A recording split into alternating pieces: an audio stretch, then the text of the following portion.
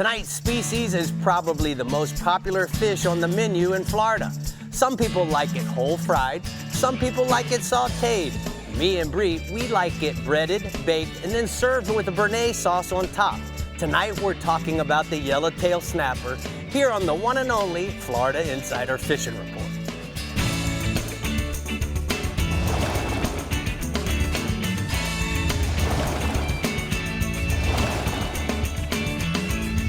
Welcome to the Florida Insider Fishing Report, powered by Harbor Trucks and presented by Yamaha. Thanks for tuning in to the Florida Insider Fishing Report. I'm Brie Gabrielle. This is Captain Rick Murphy, and along with our packed studio audience, we're welcoming everyone into the month of August and getting our yellowtail on. And Rick, like you said, it's one of the most popular fish on the menu, and the way I like it is lazy days style.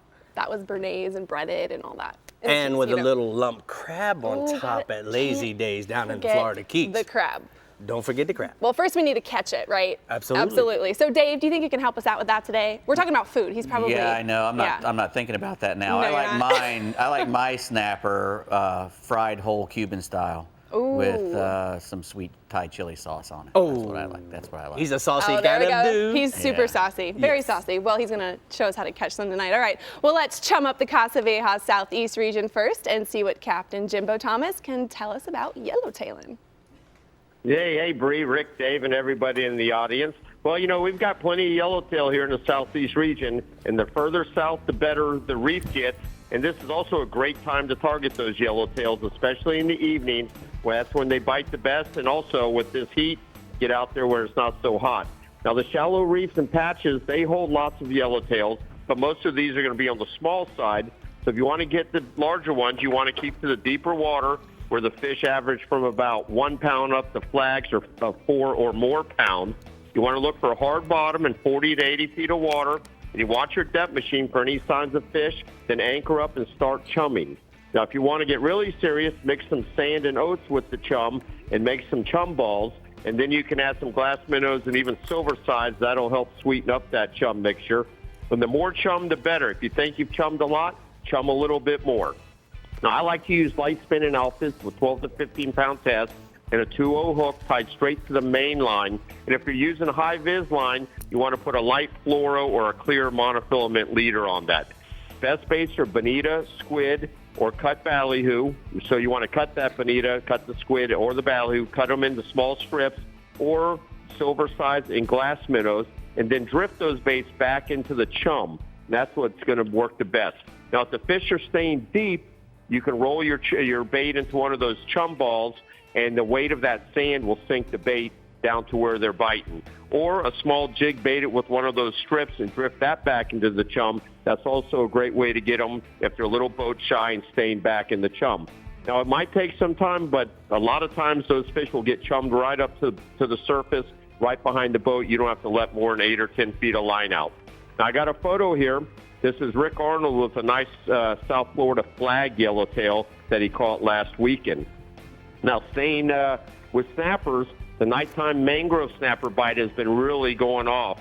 Now, these mangroves, which have been anywhere in the 2 to 5 pound range, they're being found on the outside reef in 40 to 80 feet of water, and they start to bite just after dark, but the later it gets, the better they bite. Now, you want to try to avoid anchoring on top of the reef, but instead look for a hard, reefy bottom with sea fans on the outside edge of the reef, and fish with a knocker rig with just enough weight to hold bottom and a 25 to 30 pound mono or fluoro leader and 1/0 to 3/0 hooks. Now, the best baits have been cut sardines, ballyhoo, and bonita.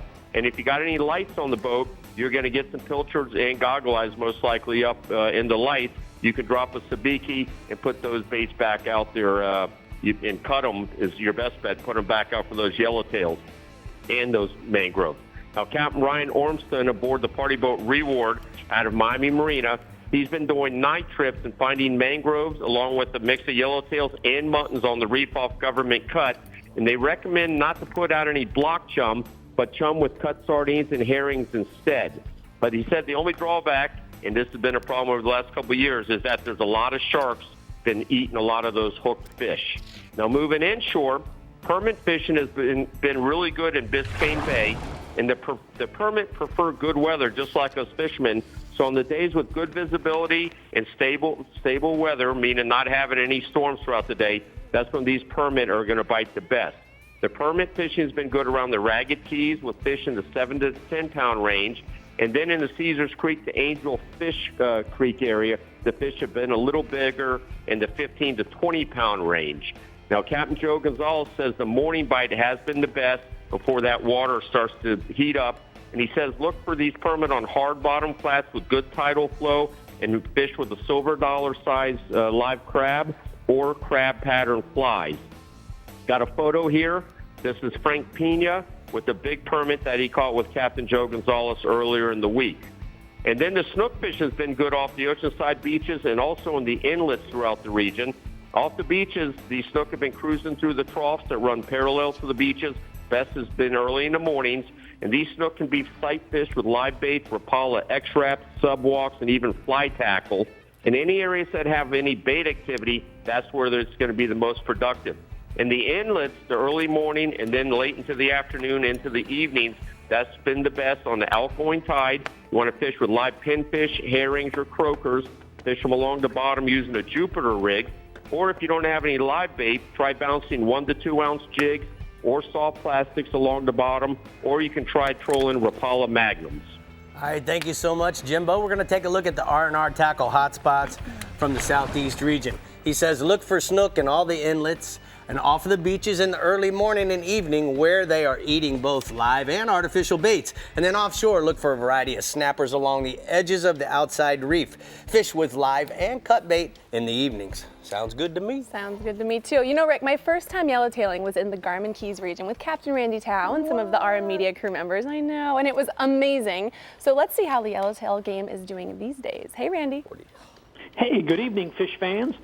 You know, in the Garmin Keys region, our yellowtail fishing right now is really good. It's that time of year. The summer months, these hot months, people think the weather is too hot to go fishing, and it does get hot in the middle of the day, but the early morning, the late afternoon fishing is as good as it gets, and the yellowtails right now on the edge of the reef are plentiful up and down the reef. Key Largo, Islamorada, Marathon, we have them, you know, in all of those places, depending on where you're going to fish out of, and anywhere from 60 to 90 feet is kind of the range. Now, again, depending on where you're fishing, Marathon might be a little deeper, Islamorada might be a little shallower, but there's certain things that you look for when you go to the reef. You want to find that bottom that's rocky, a ledge, something that's holding some fish, and you can mark them on your machine. A lot of times they'll show very well just up off the bottom. You want to anchor in front of them, up current. Hopefully you have some moving water. That's always key. And start chumming. So in doing that, you're going to get a lot of other things in your chum slick, like chubs and blue runners and blue parrotfish and filefish. And these are all hazards to get to your yellowtail, because when you start to fish, they're going to get your bait before the yellowtails. So in some cases, you've got a lot of that. You can see the yellowtails, but you can't quite get to them. So you got to have a few tricks, and you got to be patient. That's one of the key things. Try to get the yellowtails as close to you as you can, and that also prevents the sharks and the big kingfish right now, because there's a lot of those on the reef, eating your yellowtail once you hook them. If you're drifting way back, you're probably not going to get any to the boat because you have too much line out.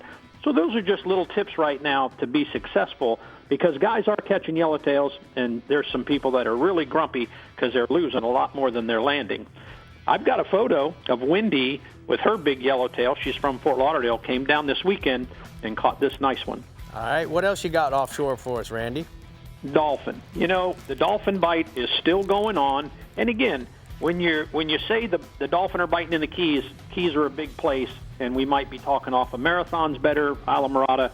So you really just, you look for conditions. 400 to 800 feet has been about the zone, especially Islamorada and Marathon. The guys that I talk to, pretty consistent in that water depth. Now, if you find the birds and you find the weeds, that's another helpful tip to locate where these fish are going to be. Now, the scattered weeds are fading away, and they're developing into weed lines, which are really nice because you can troll alongside the clean side of a weed line, and you can pull fish from out underneath the weeds. And also, you get lined up with the birds, just like we've had the last few months. These birds are going to be on some nice fish as well. So you're looking for those conditions. the weeds are holding some bait right now. You can pull up there with a light spinning rod and an R&R sabiki and catch the little jacks that live under those weed patches, and they are excellent bait to throw at the dolphin when you get into them.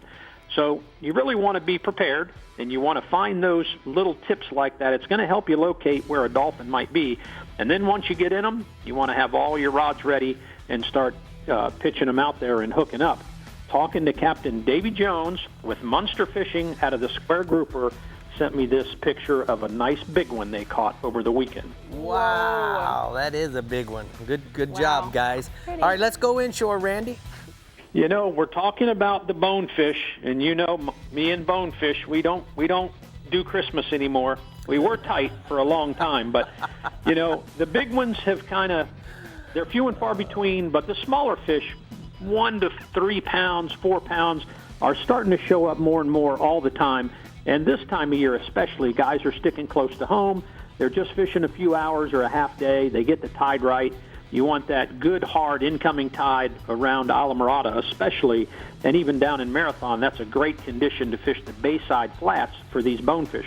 Now, they don't tail like they used to throughout the entire day. A lot of these fish are just swimming, and they're holding in the current, so you really need some visibility to be able to find them and cast to them. They call them gray ghosts for a reason, and you really got to get a trained eye to see where these fish are going to be. Now, a shrimp or a white jig tipped with shrimp is a good bait to throw. You want to get it in front of him. That's key. If you see a bonefish, he's not going to eat it if you throw it at his tail. So it's got to get ahead of him. He's got to smell it, and he will find it. And I have a picture of Jim Sparkman with his bonefish over the weekend that completed his Grand Slam fishing with Captain Timmy Klein. All right, Congrats. one more species. What do you got?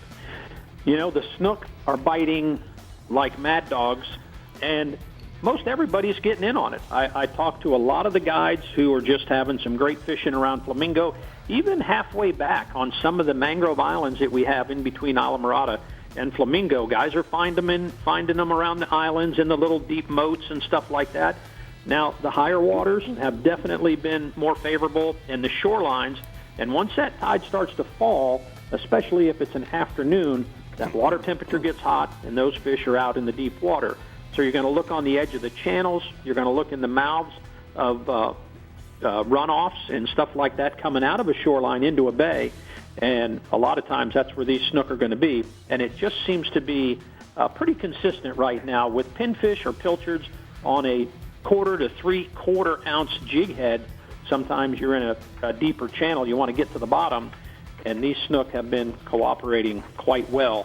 And I've got a photo of Ben and his cousin Kendall from Texas with their big snook they caught over the weekend. Those are a Twofer. nice pair for sure. All right, bud, we're going to go ahead and take a look at the hot spots from the Florida Keys. Randy says that if you want to go to the Keys this weekend, you want to go bone fishing inshore, fish the incoming tide on the bayside flats in 1 to 3 feet of water.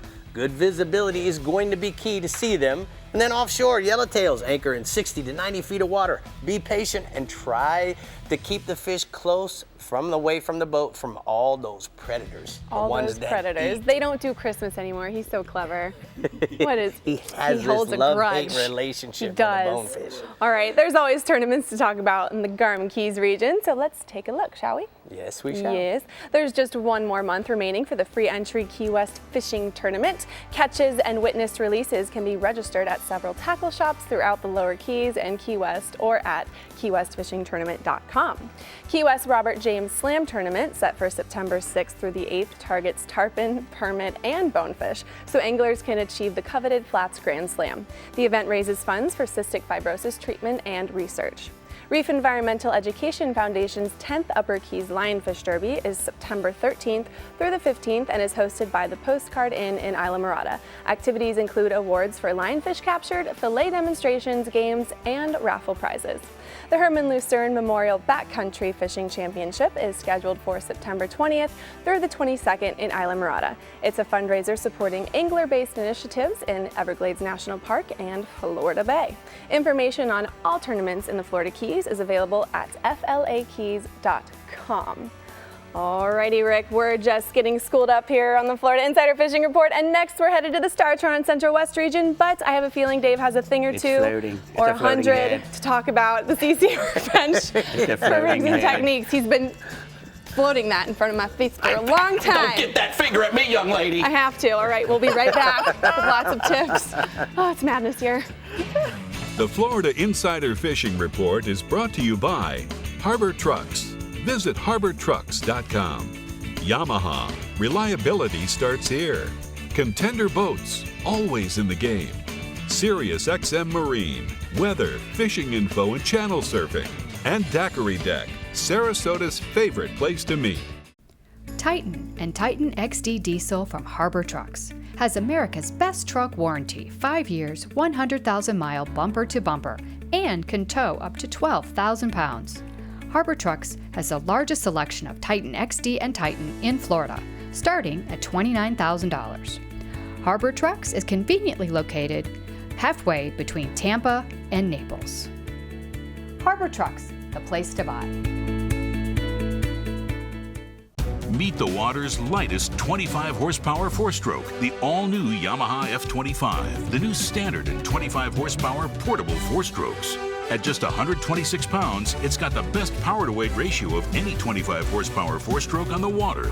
With performance that bests the previous Yamaha F25 and features like Yamaha's VTS for precise trolling speeds, batteryless EFI, built-in resting pads, and carry handles, it's the perfect portable power for small boats.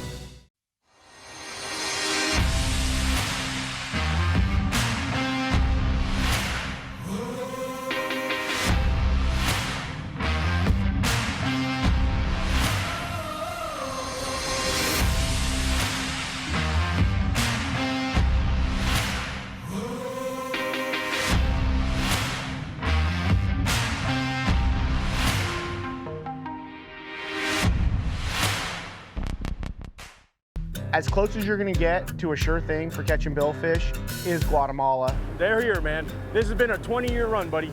These things haven't left. There's no cycle. When it comes to sail fishing, this is the real deal.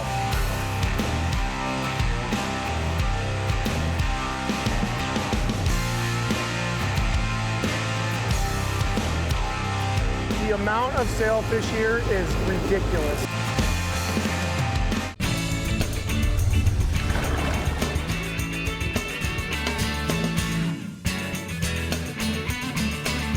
Well, we're here at the CCA workbench, and we're talking about the Academy Sports and Outdoors rigs and techniques. And Dave, Correct. Yellowtail You get that out every snappers. week. It's amazing to me. Good job. No stumbling or fumbling. I know.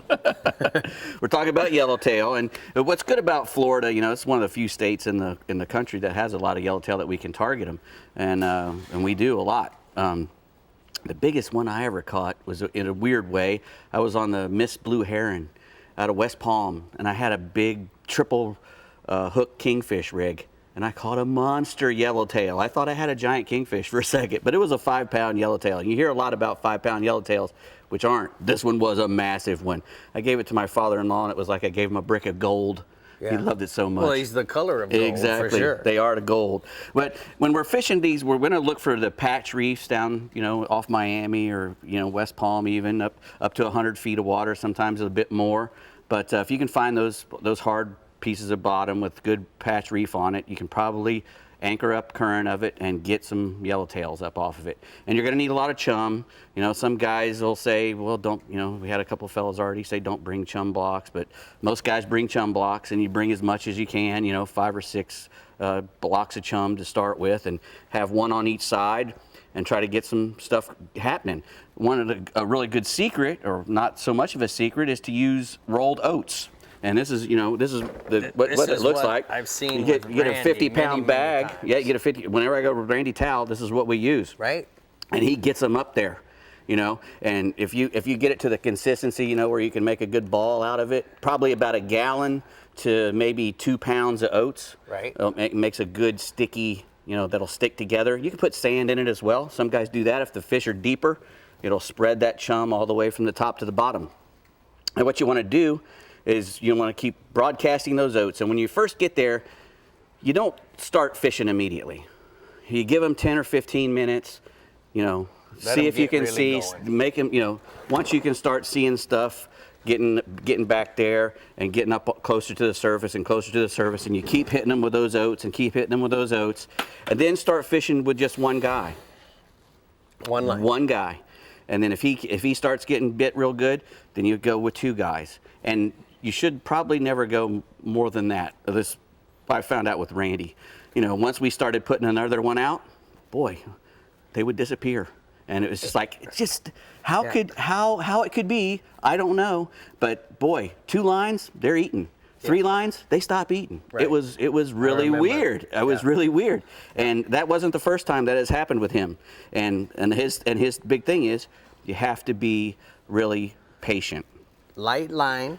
We're going to be using 10 to 12 pound test main line. You can use a little heavier fluoro for your leader if you want to, because a lot of times when you're fishing on these reefs, you'll get stuff that's a little bigger than what you're targeting, and you'll, you know, if you really want to get the bite though, you got to go down as light as you can go and try to use hardly any weight if you can get away with it. But sometimes the current's ripping. If the current is, and that's what you want to be in a place where there's good current. Right. And because you want your bait to stay with the chum, you know, that's a big secret. And it's not only for yellowtails, it's for most fish that when you're trying to chum them up, tunas, dolphins even, whatever, if you can keep your bait with the chum as it goes out, you have a lot better chance of having those fish eat it. So what we'll do is we'll try to mess with our weights until we get to where the right spot is. And if you have 2 guys, have 1 guy maybe free lining, and if he starts getting bit, maybe you take your weight off and start free lining too. If the other guy's, you know, getting bit on with just a little bit of weight, you can add, see these tiny little split shots? Right. You can add tiny increments of weight to get to that perfect flow and so that everything's going in the right direction and the right speed. Guys, one of the things that you got to really pay attention to, and Dave will agree with me on this, it's one thing to have your bait with your chum as it's going back, but if your bait is below the chum or if your bait is above the chum 20 feet back, it's got to be at the same level. Right. That's what he's talking about, looking whether it's a split shot or a jig head, right? Right, and you know, you want that chum to stay with the bait, or vice versa. You want your bait to stay with that chum so that it's with that big ball when it gets down there, because they're all in there chewing on that one cloud, you know. And if your stuff is outside the cloud, you might not get bit. I mean, you might get bit by something else, you know. Yeah. But if you're targeting that big ball, that's where they're going to be biting. It's really simple. You just got to keep ahead of the line. You don't want the line to come tight. You don't want to be lifting the rod tip. If you lift the rod tip, then your bait starts going up. It's best if the fish eats in free spool. If you're just letting the line out, and you got your hand on the line and you see it, you know, before you even feel it, he'll pick it up and start to run with it. Then you'll feel it, and you just let him run for a couple of seconds, close the bail, and just start to wind. Don't have to do any jerking at all. I think I won't shake your hand tonight. Oh, it's just oatmeal, really? man. Yeah, you probably need a good oatmeal. Is he dirty today, Rick? You just don't want to touch him? Well, I put fish bites in my mouth. You do. It's like a snack for you. Okay, there's a method to the madness in the Startron Central West region. So, Captain Jeff, will you let us in on it, please? Hey, folks. You know, I was listening to Dave, and a lot of those tips are a lot of the same stuff guys use right here in the Startron Central West region. And if you're targeting yellowtails, you know, most of our yellowtails are caught on bigger structure over wrecks and springs in 100 to 150 feet of water, which is about 30 to 40 miles out. You can catch smaller yellowtails in a little bit closer, but if it's the big flags you're looking for, you're going to want to start out in that 100 to 150 foot depth range. Preferred methods is to anchor up and put out a couple chum blocks in mesh bags, and then start cutting up small chunks of pilchard, sardines, menhaden, whatever you got, and get a steady chum line going, and look for the yellowtails to gather behind the boat. Light fluorocarbon leader, like 20 pound or lighter, and then an 8-ounce jig head with the same little chunks that you're using to chum with. Put one of those on an 8-ounce jig head, drop it behind the boat. If the bite slows a little, or you're looking to maybe get a bigger yellowtail, start stringing up some chunks of fresh shrimp. That's going to change that bite a little. So anyway, you want to drop it down. When you feel the pickup, which is usually pretty quickly, you want to close that bail real tight. Average fish, 1.5 to 3.5 pounds. But some days, Rick, we have days where we catch 4 and 5 pounders out there. Best time to target them is late spring, right through early fall. And I've got a couple yellowtail photos tonight, courtesy of Captain Jason Stock of Full Send Charters out of Anna Maria. Okay. Second species, gag grouper. Captain Jason, as well as Captain Eric White, have been doing real well on the gags in that same depth of water, 110 to 150 feet of water, over the same wrecks and ledges from Venice north to Anna Maria. And they've been getting the job done with standard bottom rigs, live pinfish, as well as live grunts, big pilchards, and mixing in some frozen sardines as well.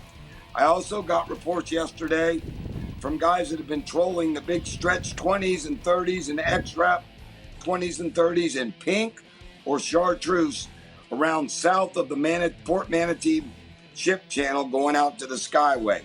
Got a gag grouper photo tonight, taken aboard Double Trouble Charters out of Cortez, Florida. All right, and then moving inshore. Go ahead, Bub. You know, with this tannic water, Rick, and it always seems to happen this time of year, with all the rain flushing out the Mayaca, the Peace River to the south, as well as the Manatee River to the north, the red fishing seems to get better with the stained water.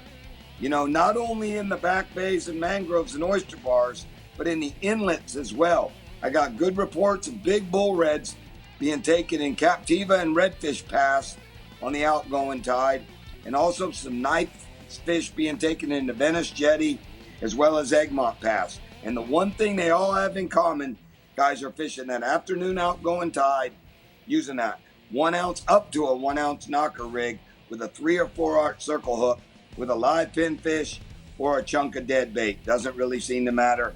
And I've had good reports of redfish being taken under the mangroves on the higher stages of the tide during the middle of the day on gold spoons, 1/4 ounce gold spoons. I've got a redfish photo tonight of a red-headed happy young angler with a nice red he got with Captain Griffin Deans of Slot Machine Charters out of Bradenton.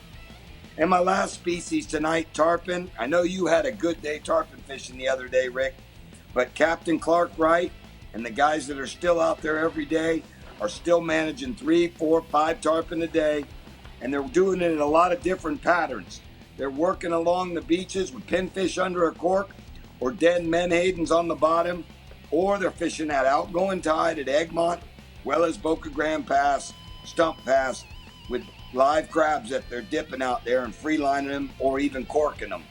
Also, at the mouth of the Peace and Mayaca River, guys like Captain Denny Latham are doing real well catching them on bait busters and live ladyfish. Got my last photo tonight of Miss Macy Adams with a nice Gulf of Mexico tarpon she caught with Captain Clark Wright of the Right Stuff out of Bradenton, Florida. All right, Paige, thank you so much. Great pictures this week. Very thorough. I appreciate all the extra effort. See you later, Jeff. Bye, Jeffrey. We're going to go ahead and take a look at the hot spots from the Daiquiri Deck Central West region. He says that inshore, you want to go red fishing. You're going to want to fish in the afternoon outgoing tide at Egmont Pass with cut chunks of ladyfish or live pinfish on a knocker rig for big bull reds. And it's a good idea to make sure you have some heavy spin equipment. And then offshore, red groupers. Big reds are holding areas of hard bottom in 130 to 150 feet of water. Frozen sardines has been getting the job done, Brie.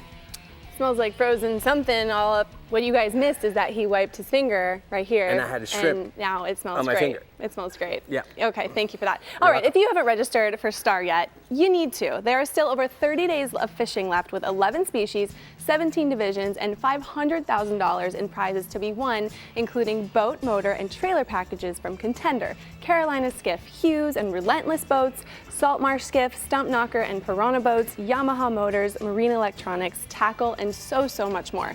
Plus, enter your catch in the inshore or offshore divisions to win a trip with one of our Fiffer captains.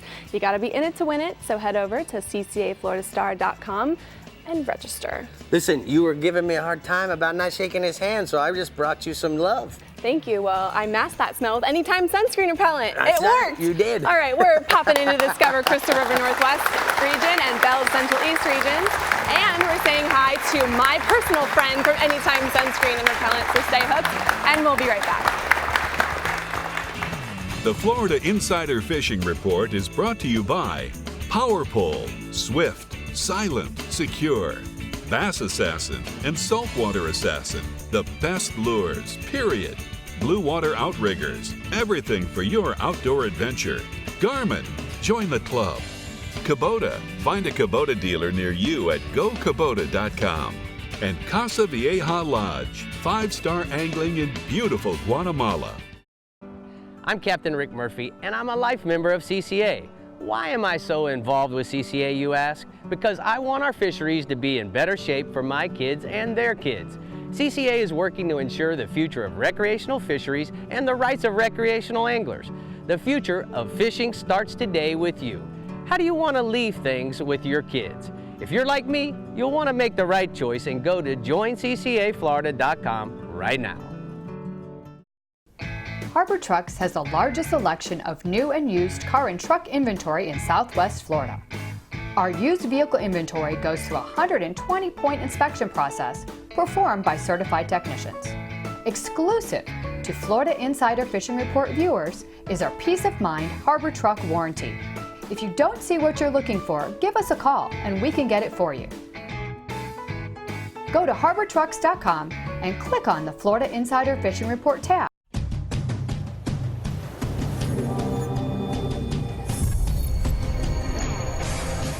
Real Legends Performance Clothing. Everything you need to be comfortable on the water all day long. Keeps you cool, dry, and protected from the sun. Durable performance technology at an unbeatable value. Shop anytime or go to reallegends.com to find a Bell store near you. I'm 1,000 miles from nowhere, and there's no place I'd rather be.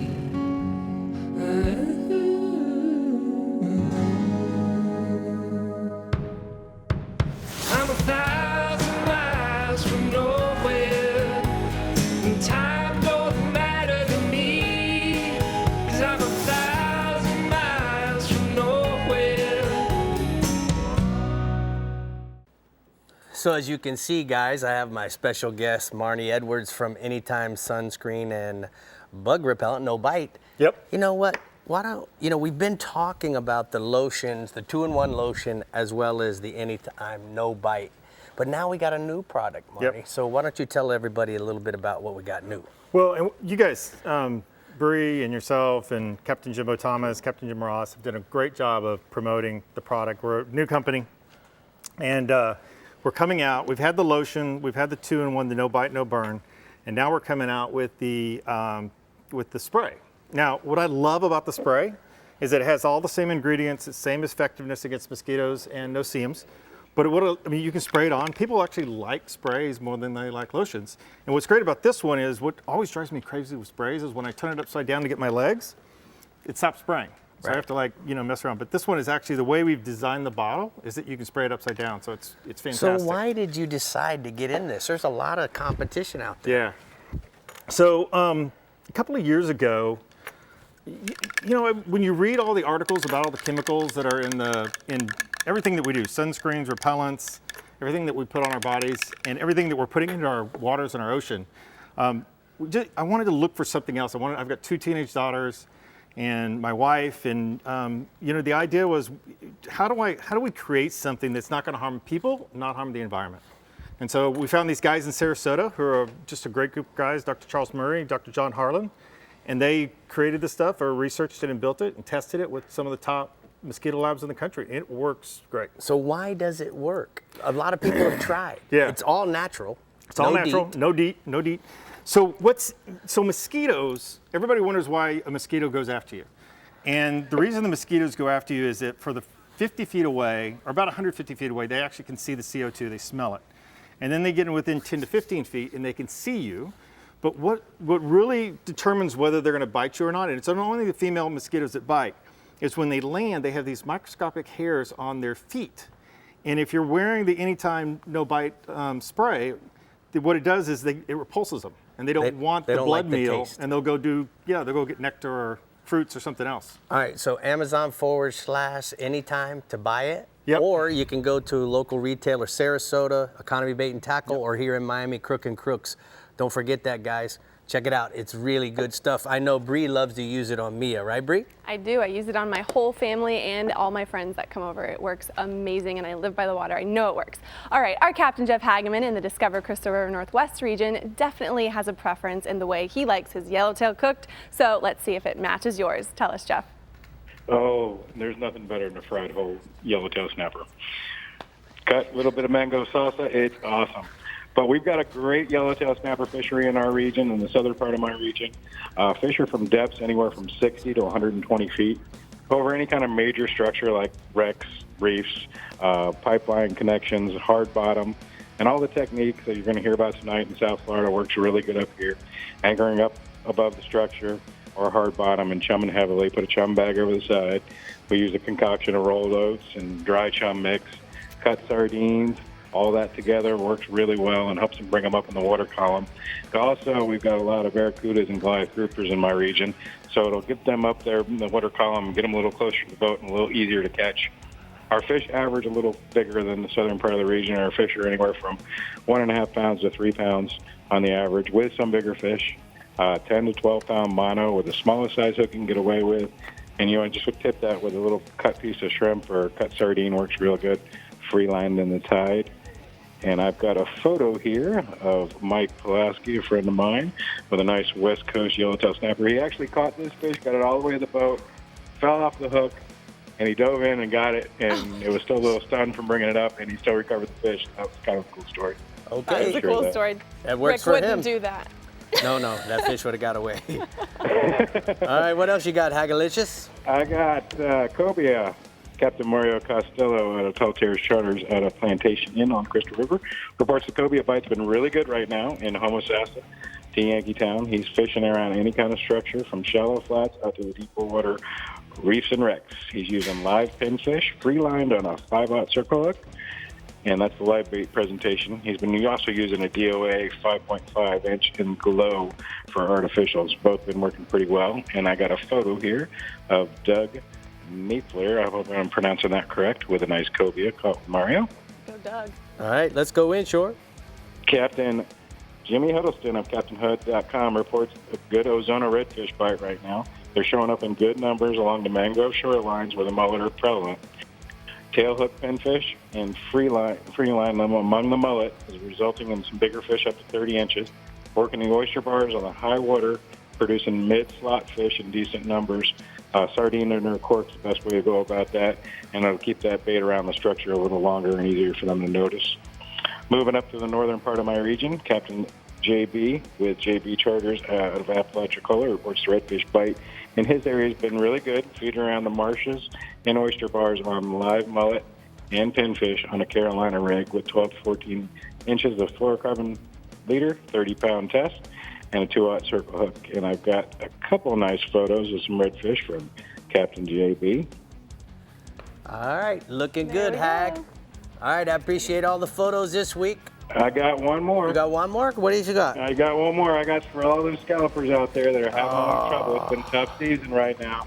They're a little deeper, and Captain Mario tells me right now that the scalps went around the Homosassa bird wreck in 5 to 7 feet of water.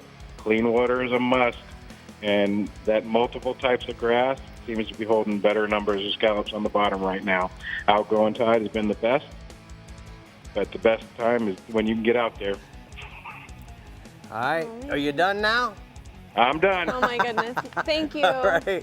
You're so All right, Bub, thank you so much. We're going to take a look at the Anytime Sunscreen mosquito repellent hotspots from the Northwest region. He says inshore, redfish on the top of the tide, cut ladyfish and live sardines, and pinfish will be working very well for those guys. And then offshore, gag grouper bite has been consistent in 75 to 120 feet of water over rock piles and ledges. Pinfish on a standard bottom rig is the bait of choice. He was just trying to give us the report. You're just all over him. Are you going to introduce the next region? I am. I feel like I'm at home, man. Okay, it's now time to get a little chummy with Captain Jim Ross in the Bell Central East region to see what his offerings are for the weekend. Hi, Jim. Hey, how are y'all doing tonight? Good. I tell you, we don't have as many yellowtail here in the Central East region as they do in other parts of the state, but we do have some pretty decent ones here, and you can get out and get them, especially in the summer months. So what you want to do is you want to start looking at the wrecks and reefs that are in about the 70 to 125 foot zones. That's where they seem to congregate best, even better than they do on some of the reef areas. You want to chum heavily, just like you would down in the Keys, or if you were chumming for mangrove snapper.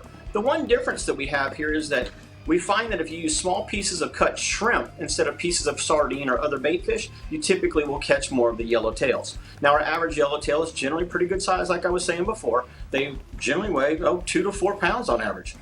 And I wanted to stay offshore. We had a lobster season, the mini season that just went on. So I want to talk about that a little bit because here in this Bell Central East region, we get some really good ones. And we had very good visibility and almost no current for a lot of the areas throughout the Central East region for the guys that were going out searching for these tasty little bugs. At Ponce Inlet, my buddy Jimmy Williams found a bunch of nice bugs up on the 70-foot reef south of the inlet. Now, Jimmy said he was finding a lot of them with eggs, so he had to kind of pick through them to get his limit. But he saw hundreds of lobster over the 2-day mini season, and they had absolutely no trouble getting their limits. I've also got a report out of Sebastian. The lobstering down there was really good as well. Brian Shiver sent me a report when him and his friends Kevin Atalski and Ramos Prochorskis, I think I got that right, grabbed some fantastic lobster on the 80 to 90 foot reef out of Sebastian. Once again, visibility was good and the lobsters were not hard to come by. So I've got a photo. The first photo here is Jimmy Williams. He went out with our buddy Captain Mark Gibson on the Naughty Diver, and he caught this nice mess of lobster on one of his dives. And then the second photo is of Brian Shiver with some fantastic, tasty looking bugs that he got down there at Sebastian. Man, now swinging inshore makes me want to go in the water. Does it really? Almost makes me want to go in the water. Almost. All right, let's go inshore, Bubba. Swinging inshore, you know, we've had a lot of rain. The creeks are flowing. The storm pipes are flowing. There's all sorts of little drainage sources coming into the lagoon system right now. And the juvenile tarpon have really picked up in response to this. Now, they're feeding on these little glass minnows and mosquito fish that are getting, you know, kind of flowing out with those currents in those culvert pipes and creeks and other areas. So fly anglers right now are doing really good on minnow style patterns in olive, white, or tan. And then I've been doing this, and a lot of my buddies, I've been turning them onto it. The saltwater section 2-inch crappie dapper in either the smoking shad or the gray ghost color, or actually the albino shiner has been working really good as well. Cast those up into those little flows, pull them back out, and you're getting all those little baby tarpon, those little baby creek tarpon, and they're averaging about 3 to 6 pounds right now. Now, my last species is at the inlets. For all of you guys that don't have a boat, you can still get out and catch snook right now. All 3 inlets have snook at them. Ponce Inlet, Canaveral, and Sebastian are all good places to go. We've got a really hot midsummer bite going on in the Bells region right now. And the fish are schooled up near the jetties in most cases. So they'll move depending on the tide and the time of day, but you can generally find a nice wad of them, and they're eating live pilchards, greenies, pogies, and croakers. That's the best baits to use right now. Down at Sebastian, Mahara will also work as well. On the smaller male snook have moved in with the females, so you're going to catch a lot of fish that are a little smaller than what you're accustomed to. Some of those fish are only 25 to maybe 30 inches, and then the other ones are all, you know, the females are all 35 to some of them are 45 inches in length. So there's some really big ones out there right now. And I've got one last photo here of Joe Daly. He was out with me the other day, and we caught a really nice snook at the Canaveral jetty, and he was using a live pokey to catch that fish on a VMC circle hook. Well, that's a nice fish. Good guiding there, Cap. I appreciate it. Taking a picture. And you know what? Your Rapala hat looks good along with your real legend. So keep up the good work representing. Let me tell you something. It's only 5 months to Christmas time. And these things work in the summertime and in the wintertime to keep the cold wind off of you or the sun off of you. So make sure that you guys get out there to Bells and get you some of these great products right now. All right, bud. Thank you so much. Jim. We're going to go ahead and take a look at the Central East hotspots. Jim says that offshore, king mackerel in the reefs and wrecks in 50 to 90 feet of water. You want a slow troll live or frozen baits on a wire stinger rig. And then inshore, snook at the inlets. Rig live croakers, pilchards, or menhaden on a 5.0 or 6.0 VMC 7385 circle hook. What do you think about that? You didn't know our captains were models too, did you? No. Well, they are. He just needed a face mask and he could go That rob is a not bank. nice. Oh, the Fish Bites East region is our next region we're letting our lines out to, but let's see what kind of new products are out at the CCA Workbench with Dave Ferrell. Dave. We got some cool little dredge baits here. If you guys are pulling a dredge, you'll want some of these because you don't have to get heavy. Ooh la These la. are very light. Very light. We'll be back. The Florida Insider Fishing Report is brought to you by Academy Sports and Outdoors. For all, for less. Soft Science, Supreme Comfort Footwear, Real Legends, exclusively at Bell's. Okuma, Inspired Fishing. Discover Crystal River, Florida. And Maverick Boat Group, makers of premium boat brands Maverick, Hughes, Pathfinder, and Cobia. Yamaha's 4.2-liter V6 offshore 4-strokes. For those that like their V6 lighter, faster, and stronger. Setting new standards for power, efficiency, speed, and lightweight. Built for the rigors of offshore boating. Packed with Yamaha's legendary reliability. And now Yamaha's 4.2-liter V6 4-strokes offer a choice between digital or mechanical controls to match your rigging preference. Yamaha. Reliability starts here.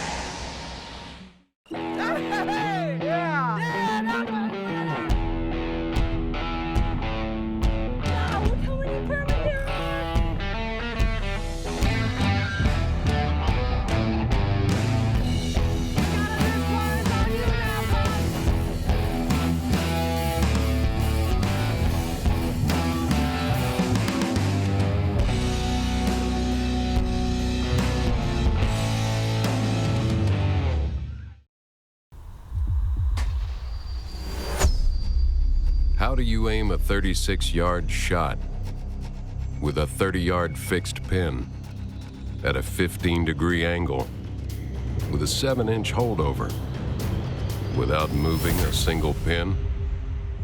Easy. You get one of these. Zero, the auto-ranging digital bow sight from Garmin.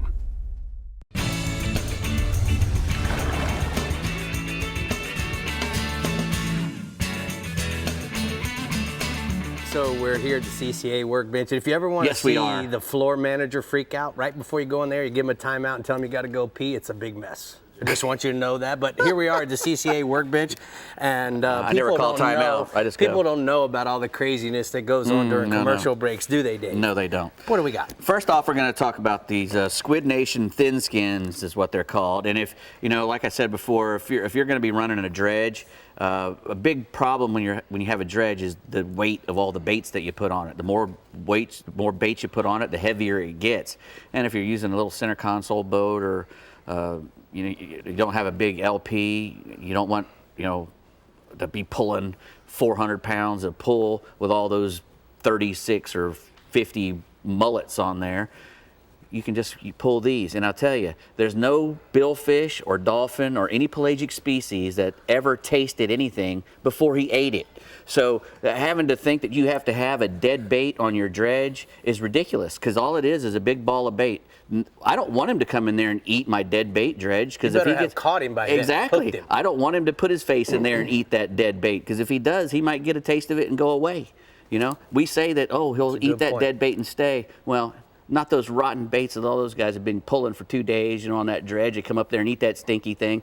They might just go away. The Bahamians always say, "Don't feed the bellies." Yeah, exactly. Well, and you can also use one of these. This gets away from all that, because these are so light and they pull through the water so good, and these little curly tails on it, they look amazing in the water, and fish will come up in there and put their head in there, and they won't get a taste of anything, and they might come up and eat your bait. You could also pitch one of these things. I imagine if you pitched one of these things with a circle hook, you could get a fish to eat it 15 times and still catch them. All right. Squid Nation. To get Squid those. Nation. Anyway, next we have, this is called it's a sky rigger, and what it is if you have a DJI drone, you could use this little outrigger clip. You can attach it to the bottom of your drone, and you can use your drone as a kite. What? You can fly your bait out in front of a school of tarpon, and you can have a live bait 30 feet below that drone kicking. I did this the other day in Jupiter with Dingo and the fellow who invented this, and we had several awesome tarpon bites.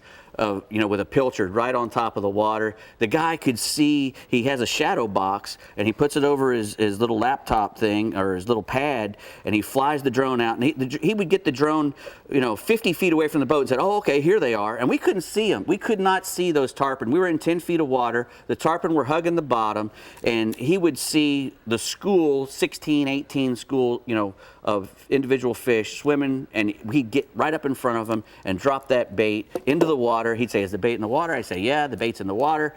And then he'd go, okay, he's coming. And then boom, and the video that he got was amazing because, you're looking straight down at the fish as he eats. What website? Well, you got to go to Sea Ulcer, seaulcer.com. That's the name of his company. It's called the Sky Rigger, and it fits all DJI drones. What do we got here? Next, we have the Diamond presentation. It's Diamond line. It's a presentation called fluorocarbon. Its presentation is the name of the fluorocarbon, and that comes in two different colors, clear and pink. The refractive index on this fluorocarbon is amazing. It's almost identical to seawater. So you put this stuff in salt water and it almost disappears. The pink color, a lot of guys like pink. That allows you to see it a little better, but once any kind of red, shade of pink gets in the water, it's the first thing that disappears in the water as well. 30 feet down or 30 feet from either side, all that, the color disappears completely. So you can go to diamond.com? Correct, diamondline.com. All right. All right, next we have, this is a Yamaha oil change kit. They make them for just about every engine outboard. This is for the F75 to 115. Comes with all the 10W30 oil that you need. It's Yama Lube. It's made for your engine. Comes with an oil filter, a drain a basket in there, so you can change it, your drain gasket, and all the little gaskets that you need. It knows when you go and pick this one up, you look on the back, you can see on the back, tells you which one you need to get, and you don't have to worry about anything because it's all in that one kit, and it's really great for you because you don't have to go spend a lot of money because it's really easy to do to change the oil in a four-stroke. It's just incredibly easy, and you shouldn't have to spend money to do it. And all you got to do is go to your local Yamaha dealer, or you can go online and find out what's the closest place to you. They have dealer locators right there, YamahaOutboards.com. Right, Brie? Absolutely. Hey, you like my next generation crew up here? I do. Looking good, right? Uh-huh. Uh-huh. All right, sometimes people thrive under pressure, but when it comes to Yellowtail and the Fish Bites East region, Captain Mike Holliday says not so much. Talk to us, Mike. Yeah, that's pretty much it. I mean, you can catch yellowtail, snapper pretty much anywhere in my region. The best stuff's going to be in 40 to 100 feet of water, really from like Stewart to Palm Beach County. But you really want to hit those reefs that don't get a lot of fishing pressure. A lot of that action is going to be on those shallower patch reefs in 55 to 65 feet of water. And yellowtail respond really well to chum. So you want to anchor up, chum with glass minnows or juvenile pilchards. There's plenty of those on the beach right now. You can catch your own. On the shallow reefs and wrecks, you can pull that entire school of yellowtail that are there up onto the surface. Even in like 25 feet of water, you're going to get them. You can fish during the daytime or nighttime. The fish tend to be a bit leader shy, particularly when you get in that clear water. So you usually have to drop down in leader size from your normal snapper leaders. I typically fish anywhere from 10 to 20 pound braided line and a 12 or 15 pound fluorocarbon leader with a 3/0 circle hook or a 1/8 ounce jig head on it. And what you're going to see is the average yellowtail is going to be 1 to 3 pounds. Where you catch one, you'll catch more. If you keep that chum line going, you'll do really well. I got a photo there. That's Carlos Garcia with a nice flag yellowtail. He caught that fish on the 6 Mile Reef off Stewart, fishing with Chaos Fishing Adventures, and that fish ate a chunk of cigar minnow. And then I have another photo. That's 3-year-old Stella del Santo. Just got a handful of yellowtails. Those came from 80 feet of water off of Horseshoe Reef down in Palm Beach County. I think She's she has a pretty last cute. name that Brie bears. I That's do. her That's my niece. niece. What? She's representing the family well. Good job, baby. And she's repping the beauty, She too. can catch some fish. Man. Yes, she can. Pretty deadly on those snapper. So Yep. The other thing, the dolphin and blackfin tuna bites are kind of backed out. There's a few wahoo around, but nothing spectacular. Most of the best stuff for the offshore trollers right now is going to be for sailfish along the edge of the reef from Jupiter to Fort Pierce. The fish are still kind of hanging out on those reef, rip, and current edges that are holding bait. So find the bait. If you're marking bait on the bottom, you're pretty much in those right areas. A lot of the fish are coming around the artificial reefs like the Wixton Reef, the Rankin Reef, the Mulligan Reef, the sort of deeper reefs that hold a lot of bait year-round and tend to have a lot of fish on them. There's also some fish up shallow, like off the sand pile in Stewart. So kind of no rhyme or reason to them, but pretty good sailfish action still going on. You want to target them, 60-pound fluorocarbon leader, 7.0 VMC tournament circle hook, and either a live Spanish sardine, a threadfin, or pilchard. You can also troll value. The wind's been picking up in the afternoon, so you can put out a kite, power drift your baits over those wrecks, and just hold them there right around the bait schools and do really well. You can also, just power drift over those areas and do really well. Average sailfish is going to be 30 to 40 pounds. All right, let's go inshore, Bubba. Well, if you're looking to catch a snook in Florida, you want to be in my region anytime over the next 3 weeks. That's when the largest populations of snook are schooled up along the beaches and also in the inlets. They're moving in and out of the inlets for the spawn. Most of the spawning takes place in the inlets. So the fish that are out on the beach are primarily those pre- and post-spawn fish that are super aggressive. That's where you're going to get a lot of the bites. You'll find them along the rock piles or just free swim in the trough. Places like MacArthur Park, Hopetown Beach, Bathtub Beach, Street Turtle Beach, Pepper Park, and Fort Pierce. It's been, it's been hot out. The water's been really clear, so you want to get an early start. So anything that looks like a small bait fish that looks kind of like a pilchard, like a saltwater assassin, 4-inch sea shad and copper juice or green hornet colors, or a silver spoon, or even like one of the smaller R&R pilchard jigs that work really well. You want to work that lure parallel to the beach, in tight to shore, maybe less than 10 feet off the shore, and also work it along the edges of the rock piles, and you do really well. Average snook right now, 8 to 18 pounds. I got a photo there. That's Casey Scott with a nice snook. He caught it along a mangrove shoreline using a live threadfin. The other thing, lobster season started Wednesday, and I was getting a lot of reports from divers around the inlets, hearing about big flounder along the edges of the rocks and the jetty. And this is the time of year when the flounders start moving close to the inlets to feed. And, all those juvenile herring and minnows are all kind of getting along the rock piles, and they're schooled up along the shoreline. And those flounder get underneath them and start feeding.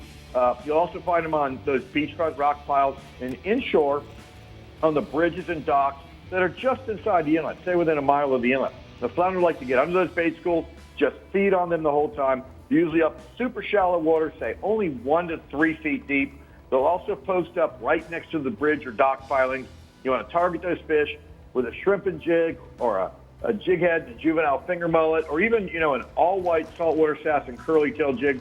Just move it slowly. Make sure it's in constant contact to the bottom. Drag along the bottom till you feel the bite. Then give the fish a few seconds to get your bait down because they tend to grab it by the tail. And then set the hook. Average flounder is going to be 2 to 4 pounds. But you're going to find fish up to 10 pounds right now. All right. We always got to have a bass report, Mike, so go ahead and let me have it. Well, the water's super low at the Stick Marsh Farm 13 Reservoir in Fellsmere. And while that makes it a little sketchy for navigating, it really concentrates the fish. I was talking to Dean Herdman of OneCastaway.com. He's saying the low water and the construction on the floodgates have kept them from there having any moving water. So there's no current, but you can still do well with topwater plugs, bass assassin, logger toad, or any of the prop bait. Just work them along the edges of the grass in Farm 13. Once it gets hot, go to a Carolina rig, 10-inch June bug or red shad colored worm. Work those over the shell piles. A lot of the bass are good, 2 to 4 pounds. And if you go to shiners, the deeper holes near the pump station or the spillway are going to get your bigger fish. It's like a 20-fish morning right now. So that's been really strong. I got a photo. That's Scott Deagle and his friend from Ohio with a doubleheader of big bass. They got that fishing with Captain Nate Schellen, and those fish were caught on live shiners. Yeah, they did. Good job, Mike. Thank you so much. We're going to go ahead and take a look at the TH Marine hotspots from the East region. He says inshore, the permit on the rock piles off of Fort Pierce Inlet. Use live crabs on a 3/8 ounce chartreuse saltwater assassin jig head, and then offshore kingfish on the edge off of Jupiter. Slow troll or drift Spanish sardines on a 3-hook monofilament rig. That's just like the one Dave was talking about. He catch a big yellowtail. Catch a big one. Yep. All right, the chum has just begun here on the Florida Insider Fishing Report, so stay tuned for your Yeti Panhandle and Strike Zone Northeast region captains next. But before we go, we want to remind you that if you want to be up to date on all things fishing in Florida, visit our website, like us on Facebook, follow us on Twitter, watch us on YouTube, and check us out on Instagram. We'll be right back. The Florida Insider Fishing Report is brought to you by Rapala, another great day. Startron, cures and prevents ethanol fuel problems. Yeti, built for the wild. CCA Florida, the voice of recreational anglers for over 30 years. Ameritrail, load, launch, relax. And Strike Zone Fishing. Titan and Titan XD Diesel from Harbor Trucks has America's best truck warranty, 5 years, 100,000-mile bumper-to-bumper, and can tow up to 12,000 pounds. Harbor Trucks has the largest selection of Titan XD and Titan in Florida, starting at $29,000. Harbor Trucks is conveniently located halfway between Tampa and Naples. Harbor Trucks, the place to buy.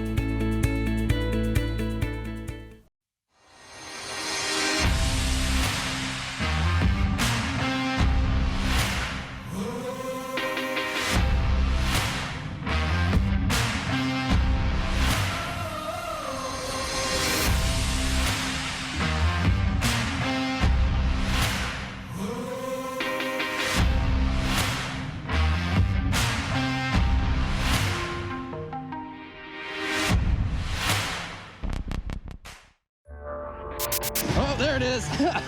You can either stay busy fishing or get busy catching. From Texas to Tampa Bay or Key West to the Carolinas and beyond. For nearly 20 years, anglers everywhere have come to know one thing, that nothing says no to fish bites. Ask for Fish Bites and Fish Bites Fight Club lures by name or visit fishbites.com. Find Florida's soul and discover Crystal River. Explore warm Gulf waters, spring-fed rivers, bountiful lakes, and fantastic fishing. Dive into adventure and enjoy the only place in the world where you can swim with the manatees. Treat yourself and your family to outdoor fun, rich history, and a relaxed coastal lifestyle. Discover Crystal River, Florida. Welcome back, anglers. You know, Rick, I think everyone is in need of a fishing trip at a world-class resort with world-class fishing. And guys, here's your chance. Harbor Trucks has partnered with Casa Vieja Lodge to send 2 lucky winners to Guatemala for a 4-day, 3-night trip to fish with Rick and me at Casa Vieja Lodge. All you have to do is enter by heading over to our website at FloridaInsiderFishingReport.com. You forgot the world-class anglers that'll be hosting you. Of course, us, well, you. Me. Yeah. And you. Second. You, me. Okay, you want snapper. The Yeti Panhandle region has them. Just don't be picky on which color, right, Captain Pat? Bree, you're right. We have very few yellowtail snappers up here, but we do have plenty of snappers, primarily red snappers and vermilion snappers. The reds closed July 31st for the federally permitted boats, but vermilion snappers are open year-round to everyone. The vermilion snappers are also known locally as mingo snappers, are probably the most like yellowtail snappers that the Panhandle has to offer. They're smaller snappers, usually less than 3 pounds, but occasionally bigger. Mingoes are fairly easy to catch. You're going to find them on natural and artificial structure, especially the deeper stuff in that 150 to 200 foot range. You want to use a 2-hook chicken rig baited with either cut bait or use a downsized slip sinker rig baited with pilchard shrimps or some other smaller live bait. I mean, these are definitely the smaller snappers. Like yellowtails, vermilions are extremely tasty any way you cook them, and they're probably one of my favorite ones to eat. Staying offshore, as of August 1st, greater amberjacks are open for harvest, and they should be on everyone's offshore radar. The amberjacks are plentiful on the deeper, high-profile reefs and wrecks, and they like a lively bait like a blue runner or a threadfin herring. Be sure to use a long leader so your bait has plenty of freedom to swim about. On the shallower wrecks, You may be able to just free line your bait, especially when you're using a bait that tends to swim down. But the deeper spots, use a slip sinker rig to get your bait down to where the fish are marking on your bottom machine. When you hook up, continue fishing by keeping other baits in the water. That hooked fish often fires up the bite, and you can get multiple bites. If you're going to be vertical jigging them, drop your jigs to the bottom and work your jig upward through the water column with plenty of rod tip action. Like I said, the amberjacks, they like their bait to be moving, and they like to chase them down.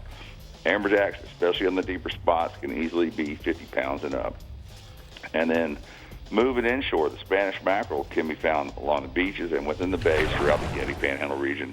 Often you're going to see them flipping or breaking the surface early in the morning, or small turns, dipping and diving might give you indication that the Spanish are around. Another good method is to work the deeper grass sand edges in the lower bay systems where you have higher salinity, cast spoons, jigs, smaller topwater baits, and then you can also anchor up on the points and channels where you have some good current. Live chum with pilchards that's going to bring the Spanish to you. Use 30 to 40 pound leaders or a small trace of wire to minimize the cutoffs. And some of the biggest Spanish mackerel that we catch of the year are caught this time of year. Some fish are pushing 5 pounds. We found some really solid axe handle Spanish this past week along the beach. And then finally inshore, this is the time of year where a lot of the inshore guides, they start targeting mangrove snappers, and they do that for a good reason. The mangroves become plentiful around the pilings, the rock piles, really any structure, particularly near the inlets that have some depth to it. You want to cast your bait or cast your bait net, fill your well with 2 to 3 inch pilchards, anchor up current of the structure, use enough lead to hold the bottom, 2 feet of 10 to 15 pound fluorocarbon leader, and a small light wire circle hook. The mangroves can be pretty terminal tackle shy, so scale it back a bit. If there's a lot of current, nose hook your pilchards. If the current is light, you may want to belly hook them or hook them between the dorsal fin and the tail. And seldom do you catch inshore mangroves much bigger than a couple pounds. The exception of that being over in the deeper structure in Pensacola Bay. And there's a photo of Karen Clifford at Fort Walton Beach. She caught a really nice inshore black snapper this week on a live pilchard fishing with Kevin McDonald. So, Pat, I got a quick question for you. Mangrove snapper fishing, you get a bite. What do you do, and what's the mistake that everybody makes? Well, mangroves, they like to snap. So you get a bite, obviously, stay tight with them, but they're snappers. They bite and let go, bite and let go. All right, well, thank you so much for clearing that up. We're going to go ahead and take a look at the blue water outrigger hotspots from the Panhandle region. Inshore, speckled trout and some redfish under the dock lights at night using live baits. And then offshore, greater amberjack season is open. Fish live hardtails on a vertical jigs over deep and high profile bottom structure. That's not the answer I was looking for. No. The answer I was looking for is let him eat, let him eat, let him eat, let him eat. He'll eat it, grab it, run off over there 50, 60 feet. When he stops, that's when he's trying to swallow it, and that's when you hook him. I know this. That was the long answer. I know he this was just wrapping it up in a pretty bow tie. I'm the snapper king. Snapper. I was wondering when that was coming out. All right, we're heading into the Strike Zone Northeast region. I'm sensing lots of options for your weekend bite, but let's confirm that with Captain Tommy D. Hi, Tommy. Hey, guys. Definitely a snapper king. You got to listen to what Rick says about those snapper. I think that's how you say it. I know. No one else can say it like him. Go ahead. Snapper. Anyways, here in the Strike Zone Northeast region, guys, we don't really have the yellowtail fishing that some of the southern regions have, but you know what? The ones we do catch, they're sometimes really big. In fact, most of the yellowtails we catch up here, they're in that 7 to 8 pound range, which is a big fish. Most of those big yellowtails, they're going to be caught during the cooler months, but they can be caught year-round, usually while fishing for some of our other snapper species. Now, right now, we do have a really good mangrove snapper bite happening in the region, and I spoke to a couple of our offshore captains. They tell me they've been slaying those big mangoes over the past couple of weeks. They're going to be fishing in as close as 80 foot, but most of those really big ones, they're coming from about 100 foot and deeper. Now, chumming the snappers up with cut sardines or pogies, that's definitely going to be the way to go. And the guys did report that there are a few big yellowtails mixed in. So you know what? Go give it a shot. You might get lucky and get one of those big yellowtails to the boat. Now, staying offshore, the kingfish bite's been going strong all summer, and they're still chilling this week. The bite along the beach just north of the St. Augustine Inlet and just south of the Mayport Inlet has been pretty consistent, although there has been a little dirty water kind of moved in, so try to find that cleaner water. The fish seem to be in the 30 to 50-foot depths along the beach, with quite a few bigger fish coming off the downrigger, although quite a few fish are also coming on top. while just slow trolling some pogies. Now, the nearshore stuff like 4 and 9 mile reefs out of St. Augustine has still been holding good numbers as well. But the kings are a little smaller out there. They're in that 8 to 15 pound range. Now, the pogies, this is exciting because the pogies have shown up in better numbers along the beach, making bait easier to find. And you're going to find some great kingfish bait when you find those pogies. So look for those guys. Now, I got a photo here. Captain Rob Bennett sent me this picture of his clients, Brett and his dad, Reed, with a big kingfish that Brett caught there right along St. Augustine Beach. Now, moving inshore, guys, coming off the new moon this week, we have some big tides. We had a couple sneaky flood tides early this week, and the redfish should be a good bet this weekend. With high tide early, topwater plugs are going to be my go-to. Now, we have some really clean water on the high tide stage near the inlets, and if you can find some schools of mullet up along the grass lines first thing in the morning, you can probably bet that's going to be a great place to chunk your favorite topwater lure. Now, we also have a really low tide in the afternoon, and the redfish will definitely be pushed out along the ICW on that low tide. Now, I've talked about it a couple times over the last month, but this time of year when the tide gets super low, the redfish are going to push out along the ICW to find a little cooler water. Look for areas that have those oyster shell bars and a steep drop-off. Now, if you see big schools of bait, that's even going to be better. Now, the shell bars north of the Volano Inlet and the shell bars around Matanzas Inlet have been holding good numbers of redfish. A live mullet or a mud minnow on a quarter-ounce jig has been working really well. And if plastic is your thing, a saltwater assassin paddle tail in a natural color has also been getting a lot of attention. Now, the bull reds have been showing up at the inlets and in the St. John's, as they tend to do this time of year as well. Just a slack tide at the Volano or Mayport inlets, as well as the edges of the St. John's near Blunt Island with a half a crab or a cut mullet or even a cut ladyfish. And as we head into August, look for more of those big bull reds to show up. Speaking of big bull reds, I got another picture here. Captain Cullen Traverso from Hightailing Charters sent me this photo of Kim Reichhelm with her big redfish she caught at the St. Augustine Inlet. Now, also inshore, we've had a great trout bite happening throughout the region, especially for as hot as the air and the water's been. There's been quite a few big trout caught the past couple of weeks. I spoke to Captain Chris Herrera from PalmCoastFishing.com. He tells me he's been fishing the small feeder creeks that are leading into Pellicer Creek in Palm Coast on the early morning incoming tide, and he's going to free line a live shrimp through those deeper creek holes for the trout. Now, my clients have also been catching some big trout up near Pine Island on the same tide, just fishing oyster points with a topwater plug. Now, the bite seems to shut down as it heats up, but if you get out early this weekend, it's probably a good idea to hit some of your favorite trout spots because they're probably hanging out. I got one last photo here. This is my man Dave Tagg with a nice trout that he caught with me this past week up there near Pine Island. All right, Tommy, good job. How come we didn't have you on FaceTime tonight? I missed your face. You know what, guys? I'm down in your neck of the woods. I just left the sandbar in Almiranda. I'm on a little vacation right now. Oh, the truth comes out. So he didn't want us to see what his daiquiri's face looks like. Yes, his drinky poo face. Remember? That's right. He calls it his drinky poo. You're a smart He's a man, daddy. Tommy D.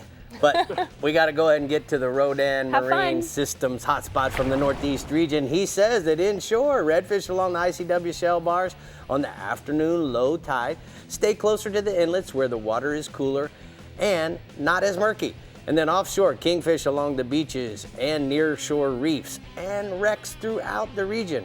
The kingfish are snapping up there. Snapping. Kingfisher snapping. All right, if you're wanting to find fish in the Bell Southwest region this weekend, then fish you will find. So stay hooked through our short break so we can get the captain on the line only on the Florida Insider Fishing Report. We'll be right back. The Florida Insider Fishing Report is brought to you by Harbor Trucks. Visit harbortrucks.com. Yamaha. Reliability starts here. Suffix. Always use the best line. The IGFA. Fish for the world. Sportsman's Adventures. Fishing for adventure. And Bells. Everything you need to live life local. An entirely new species of extreme predator is moving offshore. The Yamaha 5.6-liter V8 XTO offshore outboard. Extreme big block thrust and power in the industry's first direct injection 4-stroke. Quiet, efficient, powerful, and proven Yamaha reliability. More than an outboard, it's a fully integrated power system. The all-new Yamaha V8 XTO Offshore. It's a different kind of work week out here. You need the power, performance, and enough attachments to scratch any itch. A subcompact tractor built to get any job done right. The Kubota BX Series, best-selling subcompact tractor in America. Now get a BX 1880 for payments as low as $99 a month for 84 months plus a 6-year warranty. 54-inch mower deck included. Find a Kubota dealer near you at gokubota.com. Remember the glory days of gasoline? It's just not made the same anymore. Kick your gas into gear with StarTron. Pump up the performance in all of your engines. Cure the problems of ethanol with the power of enzymes. And maximize your mileage every time you drive. Kickstart your engines with StarTron. Harbor Trucks has the largest selection of new and used car and truck inventory in Southwest Florida. Our used vehicle inventory goes through a 120-point inspection process performed by certified technicians. Exclusive to Florida Insider Fishing Report viewers is our Peace of Mind Harbor Truck Warranty. If you don't see what you're looking for, give us a call and we can get it for you. Go to harbortrucks.com and click on the Florida Insider Fishing Report tab.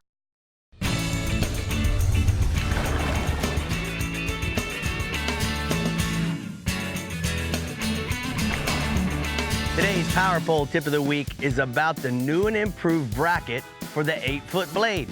Now, the 10-foot blade has always had this heavy-duty bracket, and it's because it's been so well received that we've decided now for 2019 to change the bracket on the 8-foot blade. So we have this heavy-duty bracket now as part of your 8-foot blade. The reason why I really like this is because it comes with all these plastic covers, so it encompasses all of your hydraulic hoses, but more importantly, in fishing situations, there's a lot of things back here on the boat that you could potentially lose a fish on, whether it's a trim tab or a prop. But guess what? Power Pole has done their job to make sure that there's nothing there for your line to get hung up on and potentially lose your fish. So if you're thinking about getting a new set of poles or upgrading your poles, think about the new 8-foot blade. It has all those sleek designs and comes in a variety of different colors. And that's today's Power Pole tip of the week. Sleek designs and lots of colors. You know, you can customize your power poles to the color of your boat. Guys, all you got to do is go to Power Pole and check it out. Check it out. All right, Captain Ronnie Houston is giving you the ins and outs, ups and downs for your weekend on the water in the Bell's Southwest region. So, Rockstar Ronnie, close us out. Well, you know, it's always a pleasure, like I say, representing the Bell's Southwest region. But you know what? The yellowtails, they can be caught throughout the whole region on the offshore side at some type of structure, whether it be wrecks, artificial reefs, ledges, and hard bottom. But really the main way to locate them would be chumming. And it's also a way to draw them to a certain water level towards the surface to make them a lot easier to catch. Now, a lot of times they're mixed in with the mangrove snapper, and it's as simple as box chum from your local tackle shop, or as you become more advanced in learning how to do this, just maybe mixing a certain blended chum or box chum with sand to get it down a little bit deeper. Now, you want to use light leaders in clear water, which 20-pound fluorocarbon should be sufficient. You might get away with a heavier leader if the water's a little dirty. Now, once you get these fish going, you want to lighten up on your chum, and small cut baits like squid, herring, shrimp, flat line back with no weight, or split shots added to get to where they are on the water column, or it's as simple as 1/8 ounce to 1/4 ounce jig heads will work. Now, I strongly suggest a 4000 series reel, maybe a medium heavy to heavy rod like an Akuma Azores, and what I like about that reel is it has a little bit stronger drag versus your regular 4000 reel model, where for when you're offshore, it ain't like fishing on the flats in 3 to 5 feet of water, bringing in mangroves and yellowtails. It's a lot different when you're trying to bring them up from maybe 50 to 150 feet of water. So that's one of my recommendations. But I got a couple picks here. Captain Steve on the Misbehaving with plenty of yellowtails. And I got a nice mangrove snapping caught with Captain Corey McGuire up in the northern end of the region. Now, on the offshore side, we're going to talk about the permits. You know, that bite's still been consistent from Marco to Sanibel. Obviously, with the moderate weather, we want to concentrate on fishing wrecks and artificial reefs in depths of about 25 to 60 feet of water. Now, this is basically a run-and-gun bite, but you got to have plenty of you'll get opportunity, but you got to have patience. is simply anchoring up and freelining live crabs on the structure, or drift across the structure several times with the wind at your back with a couple crabs out the back, as well as somebody looking for schools of fish on top. And I got another picture of a permit that was recently caught with Captain Steve and his son by fishing on the Misbehaving. Now, on the inshore side, the redfish. The redfish bite is picking up, and you know, sometimes it's hard to catch them upper slot fish, but to the north, Alligator Creek to Burnt Store, Mount Lachey Bridge, from the bridge to the power lines on both sides of the intercoastal, and down to the south, Indian Key to Pavilion Key on the outer Gulf Islands. Tides in both areas have been last half of the incoming to the first half of the outgoing. To the north, live pilchards, live pinfish, as the temperature heats up, cut mullet, and ladyfish on a knocker rig. But to the south, live pilchards, cut herring, mullet, ladyfish, and the bass assassin root beer shrimp on a quarter-ounce jig head. Also, the golden brim 4-inch sea shad will also work. And I had the opportunity to fish Chuck Stevens, the manager at Bass Pro Shops, and there's a nice redfish he caught while we fished a few days ago. Now, also on the inshore side, the snooks, the southern end of the region from Coon Key to Rabbit Key, fishing the outer Gulf Islands using a variety of baits. Good moving water, especially on the points, deadwood along the shorelines, and as the water gets low on the outer edges. Baits of choice are going to be live pilchards, threadfins, seem to be producing bigger fish. If you can't find the pilchards, Rapala skitterwalks and Bass Assassin 5-inch dye dappers on a quarter-ounce jig head with a steady retrieve has producing very big fish. And I got another picture of the quality snook caught with Chuck Stevens from Bass Pro. And just a little tip for you, we're getting the rains. Keep an eye on the tropics. We got four storms, coming one by one. We'll see what happens. But one thing I'm always confident about is getting on the water with the serious weather. And if you're not a believer in it, Captain Rick Murphy and myself will be over at the Take a Soldier Fishing September 7th down in Naples. And if you want to become a believer or see what's going on, we'll have his boat down there. You can take a look, and it just might change your mind. All right, thank you so much, Ronnie. We're going to go ahead and take a look at the Caddy Can hotspots from the Southwest region. It says inshore tarpon. They're at Sanibel to Stump Pass beaches. Fish the passes and the bridge spans at night from Charlotte Harbor to Sanibel, and then offshore, tunas. Fish Gordon's Pass to Sanibel in 75 to 150 feet of water. Concentrate on the bait schools on the top and the Bonita schools crashing baits. He did talk about us being over in Naples there, Yes, Bree, he and did. he said he and I, and Yes, he guess did. what? You're going to be fishing with our very own Mike Avanon. I So we am. got I'm two boats excited. in the tournament fishing with the vets.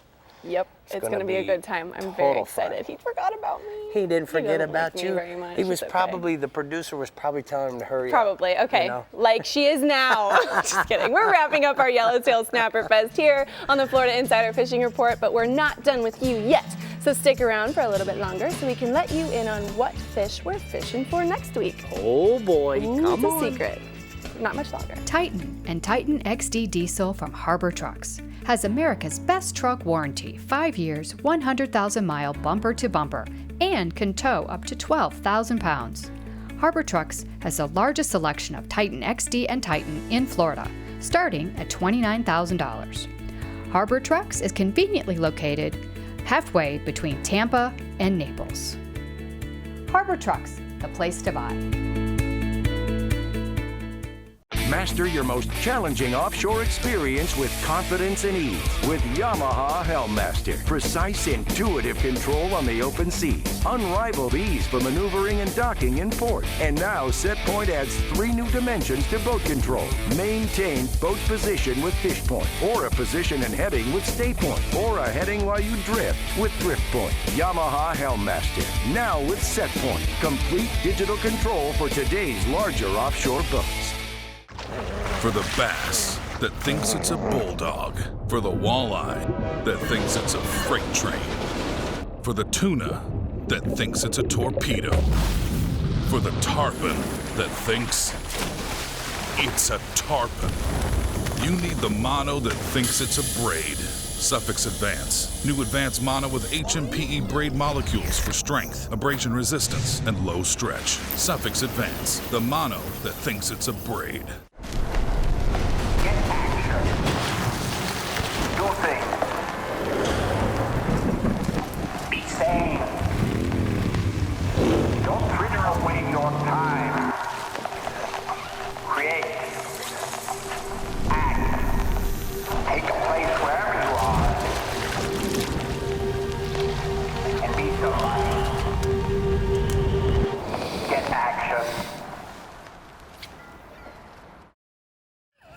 right, make sure to tune in next week because we are talking about mangrove snapper. Mangrove snapper. Snapper-palooza. It's snapper. It's snapper month. Palooza. August is the snapper month. Snap a month, but you have to say it like you mean it.